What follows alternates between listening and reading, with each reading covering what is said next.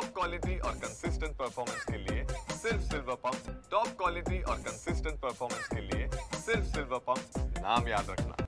तरळे कोल्हापूर राष्ट्रीय महामार्गाचे रुंदीकरणाचे जे काम आहे ते सध्या युद्ध पातळीवरती सुरू आहे, पण मात्र या कामाला स्थानिक ग्रामस्थांचा तीव्र विरोध होताना पाहायला मिळतं। या महामार्गाच्या रुंदीकरणासाठी कासारडे आनंदनगर हद्दीतील भूसंपादन झाले नसून मिळकतीचा अधिकार अभिलेखात तसेच शासकीय कागदपत्रात त्यांची नोंद नसल्याचा दावा इथल्या स्थानिक ग्रामस्थांनी केला आहे।